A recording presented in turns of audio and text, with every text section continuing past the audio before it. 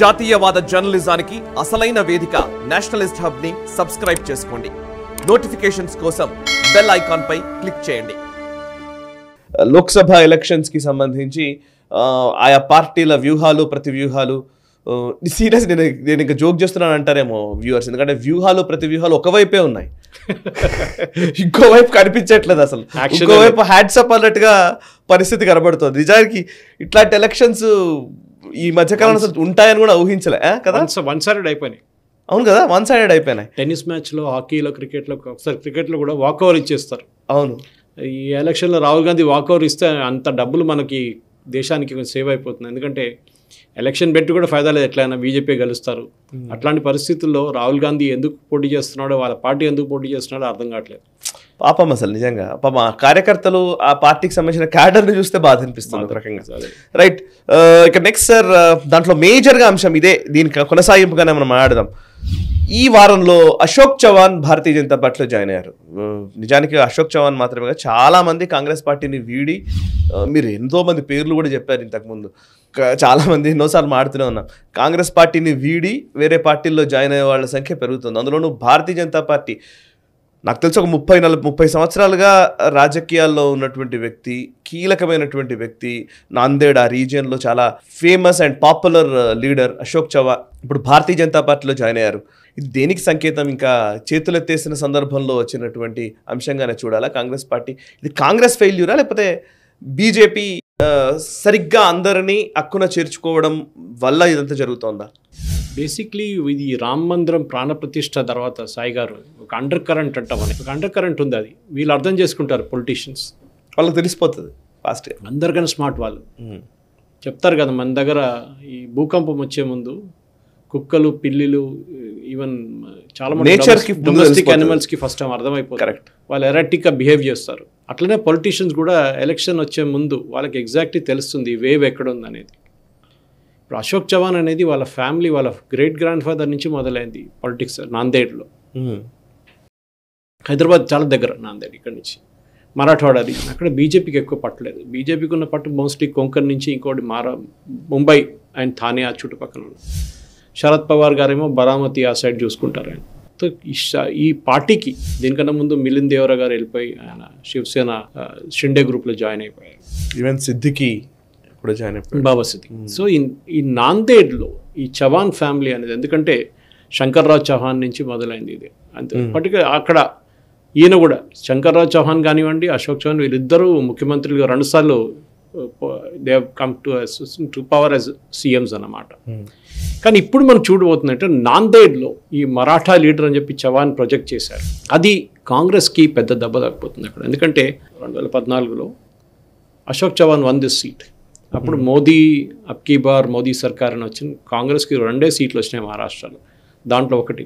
అంత powerful family hold అక్కడ ఉందన్నమాట. సో దీనికన్నా ముందు కూడా ఆయన అసెంబ్లీలో ఉన్నప్పుడు ఆయన సతీమణి కల్చర్ అక్కడి నుంచి. ఇది వాళ్ళ ఫ్యామిలీలో జరుగుతూనే ఉంది. దీనికన్నా ముందు ఆయన డీలిమిటేషన్ జరిగింది ఆ కాన్స్టిట్యున్సీ. దానికన్నా ముందు ముఖ్యేడ్ అనే కాన్స్టిట్యున్సీ ఉండే, అక్కడ ఆయన పోటీ చేసి గెలిచింది అనమాట. సో కాంగ్రెస్ బ్యాస్టీ అన్నది అక్కడ ఇంకెవరు గెలవరు అక్కడ. ఆలోచించండి, అంటే 2019లో ఓడిపోయారు కానీ అశోక్ చవాన్ బీజేపీతో ఓడిపోయారు, కానీ అది ఇంకా పీక్ ఉండే మోదీ వేవ్ది. ఇనిషియల్ పీక్ వేవ్లో గెలిచారు. ఈ మరాఠా పాలిటిక్స్లో ఫ్యామిలీ చాలా పట్టుంటుంది. మనం ఏం చెప్పుకున్నా కానీ అఫ్కోర్స్ బీజేపీలో ఎక్కువ లేరు, గోపీనాథ్ ముండే ఉండే, కానీ దాని తర్వాత ఆయన కూతురు రాగానే అంత పాపులారిటీ ఆమెకి రాలేదు, అంత లీడర్షిప్ స్కిల్స్ కూడా లేకుండే ఆమెకి. కానీ ఈ కాంగ్రెస్ వైపు ఉన్న పవార్ ఫ్యామిలీ తీసుకోండి, రాణే ఫ్యామిలీ తీసుకోండి, చవాన్ తీసుకోండి, వీళ్ళందరూ they are all family adjusted parties. వాళ్ళ ఫ్యామిలీస్ నుంచి వాళ్ళకి పవర్ వస్తుంది అనమాట. ఎవరు ఉన్నా కానీ ఆ సీటు వాళ్ళే గెలుస్తారు. సో ఈ 2009లో ఇది భక్కర్రావు బాపురావు ఖట్కోకర్ అని బీజేపీ ఆయన గెలిచారు ఆ సీటు. ఓకే, కానీ ఆ సీటు ఆయన బ్రదర్-ఇన్-లా చవాన్, అశోక్ చవాన్ బ్రదర్-ఇన్-లా, అక్కడ కూడా ఫ్యామిలీ కనెక్షన్ ఉందన్నమాట. సో బీజేపీ నుంచి కలిస్తే కూడా వాళ్ళ ఫ్యామిలీ కనెక్షన్ ఉంది. చవాన్ గారి ఫాదర్ మీకు గుర్తుంటుంది, ఎస్బి చవాన్ గారు, లెజెండరీ లీడర్. ఆయన 1980-84లో సీట్ గెలిచింది అనమాట. ఇంకోటి బై ఎలక్షన్ కూడా 87లో జరిగింది ఒకటి, అది కూడా ఆయన గెలిచారు, గుర్తుంది నాకు. కానీ 2019కి వచ్చేదాకా అశోక్ చవాన్ ఈ సీటు ఓడిపోయారు. ప్రతాప్ రావు పాటిల్ చిక్కర్కర్ అని బీజేపీ అభ్యర్థితో ఓడిపారు. అది ఒక పెద్ద బ్లో ఉండే అశోక్ చవాన్కి. అప్పుడు దాకా ఆయన ఇన్విన్స్, అప్పుడే ఈ స్కామ్లు అంతా వచ్చి ఆయన స్కామ్లో ఇరుక్కొని ఆదర్శ్ స్కామ్ అది బిల్డింగ్ స్కామ్ ఒకటి జరిగింది చూడండి, దాంట్లో ఆయన ఇమేజ్ మొత్తం దెబ్బతిన్నది అయింది. ఈ ఎందుకు జరుగుతుంది మహారాష్ట్రలో? అది చాలా ఇంపార్టెంట్. ఎందుకంటే పాలిటిక్స్ అండ్ మహారాష్ట్ర ఎప్పుడు ఒక రీజనల్ కమ్ నేషనల్ లెవెల్లో నడుస్తుంది. సాయి గారు, మీకు గుర్తుంటుంది శివసేన, బాలాసాహెబ్ ఠాకరే ఉన్నప్పుడు ఉన్న శివసేన, యునైటెడ్ శివసేన ఒక పెద్ద థ్రెట్ ఉండే ఎప్పుడైనా. కానీ వాళ్ళు ఎక్కువ సీటు గెలవలేకపోతే కూడా వాళ్ళ పవర్ చాలా ఉండే. వాళ్ళది మసిల్ పవర్ ఒకటి, వాళ్ళది ఎలక్ట్రల్ పవర్ ఇంకోటి. ఇంకోవైపు కాంగ్రెస్ ఉండే. ఆ టైంలో ఎన్సీపీ లేదు, ఒకటే కాంగ్రెస్. ఇది శరద్ పవార్ గారు లీడ్ చేసే కాంగ్రెస్. యశ్వంతరావు చౌహాన్, ఎస్బి చౌహాన్, దాని తర్వాత అశోక్ చౌహాన్, మనం అందరం చూసుకుంటూ వస్తున్నాం. కానీ బీజేపీకి అక్కడ ఎక్కువ పట్టు లేకుండా మీకు గుర్తుంటుంది. ఒక టైంలో BJP was nothing in Maharashtra, Karnataka లాగానే. కానీ slowly BJP came into its own being. ఎందుకంటే at the end of the day Nagpur is located in Maharashtra and RSS the headquarters Maharashtra. So అక్కడి నుంచి వాళ్ళ గ్రోత్ మొదలైంది. మహారాష్ట్ర అనేది మీకు గుర్తుంటుంది సాయి గారు, ఒక ఫీలింగ్ ఉంటుంది వాళ్ళకి. మరాఠాస్ అనే ప్రైడ్ అది రాజ్పూత్లో కనిపిస్తుంది మీకు. అది కరెక్ట్. అవును. ఇప్పుడు కూడా అజిటేషన్లో వాళ్ళు బ్యాక్వర్డ్ క్లాస్ అడుగుతుంటే చాలామంది అడుగుతున్నారు, మీరు బ్యాక్వర్డ్ క్లాస్ అడిగి క్షత్రియులు మీరేంటి బ్యాక్వర్డ్ క్లాస్ అడుగుతుంటే, వాళ్ళ దాంట్లో ఒక కమ్యూనిటీ బ్యాక్వర్డ్ క్లాస్ విదర్భలో ఉన్నారు, వాళ్ళకి ఇప్పుడు మహారాష్ట్రలో మొత్తం ఇవ్వమని చెప్పి అజిటేషన్ చేస్తున్నారు మీరు. ఇప్పుడు చూస్తున్న ఈ కాన్స్టిట్యున్సీ నాందేడ్ అనేది, దాంట్లో ఒక ఆరు విధానసభ సెగ్మెంట్స్ ఉన్నాయి గారు. దాంట్లో ఒకటైతే భోల్కర్లో అశోక్ చౌహాన్ ఆయన రిజైన్ చేసినప్పుడు ఉన్న కాన్స్టిట్యున్సీ అది భోల్కర్. ఇంకోటి నాందేడ్ నార్త్. నాందేడ్ నార్త్లో అగైన్ కాంగ్రెస్ సీట్, అది మోహన్ హంబాడే అని ఆయన ఉన్నారు. డేగూర్ అని చెప్పి scheduled caste reserved constituency, Jitesh Antapurkar అని కాంగ్రెస్ ఇంకొక అభ్యర్థి గెలిచారు. వీళ్ళిద్దరూ ముగ్గురు అనుకోవచ్చు, ఎందుకంటే అశోక్ చౌహాన్ అయితే రిజైన్ చేశారు దాని తర్వాత. వీళ్ళు ముగ్గురు కాంగ్రెస్ వైపు నుంచి. 2 సీట్లు బీజేపీ దగ్గర ఉండే. నేను నాందేడ్ గురించే మాట్లాడుతాను, ఎందుకంటే ఆ రీజియన్లో విదర్భలో ఇంపాక్ట్ క్రియేట్ చేయడానికి లాతూర్, ఉస్మానాబాద్ అండ్ నాందేడ్లో డెఫినెట్లీ అశోక్ చౌహాన్ గారు అక్కడి నుంచి మూవ్అవుట్ అయినప్పుడు ఆ రీజియన్ మొత్తం బీజేపీ వైపు వెళ్ళిపోతుంది. దానికోసం చూస్తుంటారు మీరు, ఆయనకి రాజ్యసభ సీట్ ఇచ్చారు, లోక్సభ సీట్ కాకుండా రాజ్యసభ సీట్ ఇచ్చారు. ఎందుకంటే క్యాంపెయిన్ చేయడానికి ఫ్రీగా ఉండాలి. ఆయనకి లోక్సభ సీట్ ఇచ్చారనుకోండి బాట్లప్ అయిపోతారు అక్కడే, ఇంకెక్కడ చుట్టుపక్కల ఎక్కడ వెళ్ళాడు. సో వచ్చే ఎలక్షన్లో Ashok Chauhan will also be a star campaigner and that BJP wants to rub that in అనమాట. తెలుగులో దాన్ని కరెక్ట్ వర్డ్ ఒకటి తీసుకురావాల్సి వస్తుంది. They have to, Sonia Gandhi ముందు అశోక్ చౌహాన్ని పెట్టి మీటింగ్ నడిపించాలనుకుంటున్నారు వీళ్ళు. రాహుల్ గాంధీ వచ్చినప్పుడు అశోక్ చౌహాన్ మీటింగ్ పెడతారు వీళ్ళు బీజేపీ వాళ్ళు. అటువైపు శివసేన వాళ్ళే మేము మిలింద్ దేవరాని తీసుకొస్తారు. సో మీరు చెప్పినట్లు ఒక 1-sided మ్యాచ్లో మహారాష్ట్ర ఒక టఫ్ ఫైట్ వస్తుంది అనుకున్నాం, కానీ ఈ లాస్ట్ ఒక వారం 10 రోజుల్లో సీన్ అంతా మారిపోయింది. సరే మిలింద్ దేవరాకి అంత పట్టేం లేదు, ఆయనకి మ్యాక్సిమం ముంబై సిటీలో ఉంటుంది. కానీ అశోక్ చౌహాన్ అది కాదు సాయి గారు. He has got an impact all over Nanded area. ఆ నాందేడ్ అని చుట్టుపక్కల చెప్పినట్టు అన్ని ఈ మన లాతూర్ వైపు కానీ ఉస్మానాబాద్ వైపు మొత్తం ఇంపాక్ట్ కాబోతుంది. సో బీజేపీకి బహుశా దీనితోని, ఎందుకంటే దీంట్లో శివసేనకు కూడా ఒక సీట్ ఉంది, ఒక అసెంబ్లీ సీట్ ఒకటి ఉంది, అది కూడా షిండే ఫ్యాక్షన్కి ఉంది. బీజేపీకి ఏమో 2 ఉన్నాయి. కానీ ద బెస్ట్ పార్ట్ ఈస్ ఈ కాంగ్రెస్లో ఉన్న 2 ఎమ్మెల్యేలు ఇప్పుడున్న హెమ్రాడే అండ్ అంటపుక్కర్, వీళ్ళిద్దరు చౌహాన్ చాలా క్లోజ్. సో నెక్స్ట్ వీక్ ఇంకొక 6 ఎమ్మెల్యేలు కాంగ్రెస్ నుంచి బీజేపీకి వెళ్ళిపోతారు. Okay, you can mark my words. అది ఆల్రెడీ ఫడ్నవీస్ గారు చెప్పారు, కానీ పేర్లు చెప్పలేదు, నేను పేర్లు కూడా చెప్పేస్తున్నాను.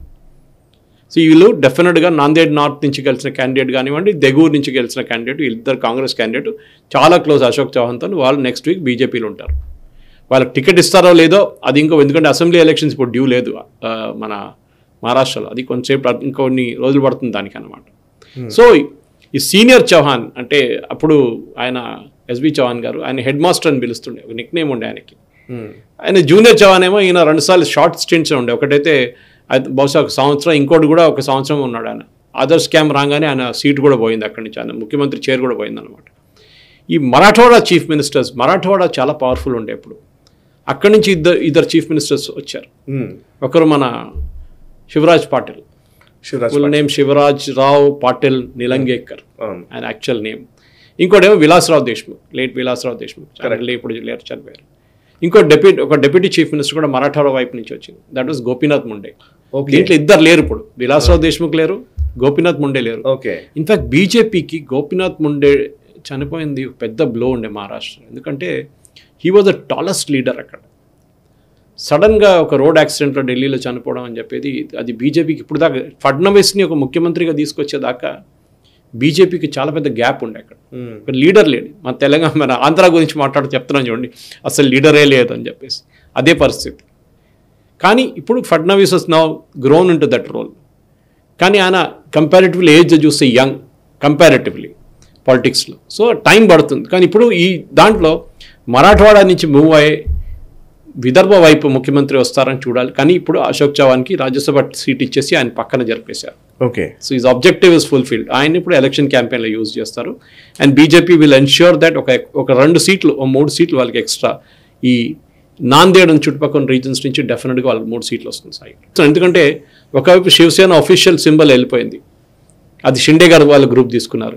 ఇటుపక్కనేమో పాపం శరద్ పవార్ ఆయన సింబల్ కూడా వాళ్ళు తీసుకెళ్ళిపోయారు. అయిపోయింది.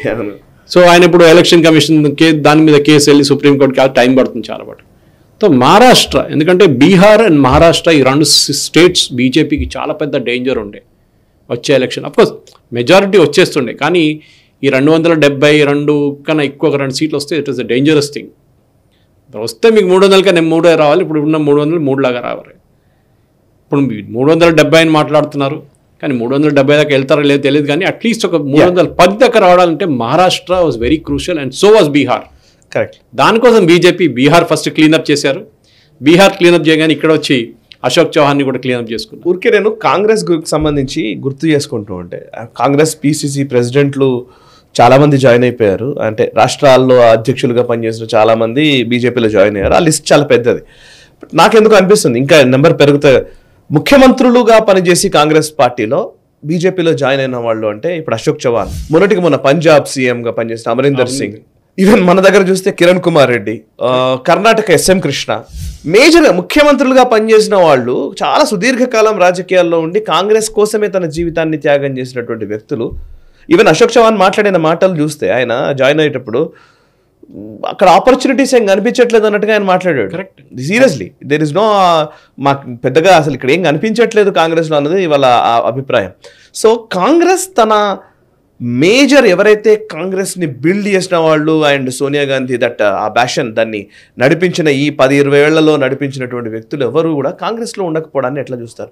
ఈవెన్ మీరు ఎగ్జాంపుల్ చెప్తారు చాలాసార్లు, ఏకే యాంటనీ వాళ్ళ కుమారుడు జాయిన్ అయిపోయాడు బీజేపీలోకి వచ్చాడు, గులాం నబీ ఆజాద్ వెళ్ళిపోయాడు. సో వీళ్ళందరూ చాలా సీరియస్ వ్యక్తులు, ఊరికే ఉన్నవాళ్ళు కాదు. సాయి గారు లీడర్షిప్ అంటే విజిబుల్ లీడర్షిప్ అంటాం మనం. ఇప్పుడు మోదీ గారిని చూడండి, ఒక్కరోజు కూడా ఆయన టెలివిజన్లో కనిపించకుండా ఉండడు. అవును.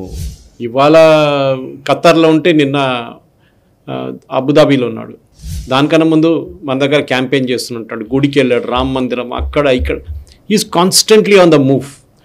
యూజువలీ ఏమవుతుందంటే పార్టీలు గెలుస్తారు అనుకున్నప్పుడు they go in to relaxing mode. Vajpayee గారు చేసిన తప్పదే ఇండియా షైనింగ్ క్యాంపెయిన్లో. అయిపోయింది ఎలక్షన్, గెలిచేసామని చెప్పేసి రిలాక్స్ అయ్యారు. ఓటర్ కూడా అనుకున్నాడు మేము పోతే ఏమైతే మా పక్కనోడు ఇస్తాడు కదా ఓటు ఎట్లా అని. ఎవడు వేయకపోతే లాస్ట్లో ఓడిపోయారు. ఆ ప్రెషర్ ఉండాలి ఎప్పుడు. They should be. దానికోసం మోదీ గారు 370 అంటున్నారు. Because he wants to keep the pressure on the cadre పైన ప్రెషర్ ఉండాల్సిందే. పర్ఫెక్ట్, మంచి. లేదు మనం 310 గెలిచేసాం, ఇక రిలాక్స్ అందరూ, ఇక మీరు 2029 ఆలోచిద్దామంటే 2024 మర్చిపోతారు వీళ్ళు. Never under estimate your opponent. అది మనం ఎప్పుడు మర్చిపోకూడదు. అది యుద్ధాలు ఉండొచ్చు, పాలిటిక్స్లో ఉండొచ్చు. మీ ఒపోనెంట్ ఎప్పుడు మీరు స్పోర్ట్స్ కూడా నెవర్ అండర్ ఎస్టిమేట్. అది లాస్ట్ చెప్తారు కదా ఎప్పుడు, the game is not over till the last ball is bowled అని. కరెక్ట్. ది పాలిటిక్స్ కూడా అంతే. ఆ లాస్ట్ ఓట్ కౌంట్ చేసేదాకా. అండ్ స్పెషలీ బీజేపీకి 2 డేంజరస్ స్టేట్స్ ఉండేది. UP they comfortably placed, Madhya Pradesh no problem, Chhattisgarh no problem, Rajasthan no problem. Last ఎలక్షన్లో కూడా చూసాం, అసెంబ్లీ ఓడిపోయినా కానీ లోక్సభ గెలుచుకున్నారు. ఈసారి అసెంబ్లీ గెలుచుకున్నప్పుడు లోక్సభ డెఫినెట్గా వచ్చేస్తుంది, వారికి ప్రాబ్లం లేదు. ఈవెన్ సర్వేలు కూడా అదే చూపిస్తుంది. కానీ మహారాష్ట్ర వాజ్ అ ప్రాబ్లం. ఎందుకంటే ఈ స్ప్లిట్టింగ్ ఓట్స్, ఈ శివసేన కానివ్వండి, ఈ 2 శివసేనల్లో ఎవరు పవర్ఫుల్ ఉన్నారని ఈ ఎలక్షన్ తెలిసిపోతుంది. బీజేపీ వాళ్ళ సీట్లు గెలుచుకుంటారు, ప్రాబ్లం లేదు. కానీ ఈ షిండే గ్రూప్కి ఇచ్చిన సీట్లు అన్నీ వాళ్ళు గెలుస్తారా? ఏం గ్యారంటీ ఉందండి? అది చాలా డేంజరస్. సో బీజేపీ ఇప్పుడు కూడా they should not let the God down. దానికోసం మోదీ గారు 370 అండ్ అలయన్స్కి ఏమో 400 ఇచ్చారు టార్గెట్.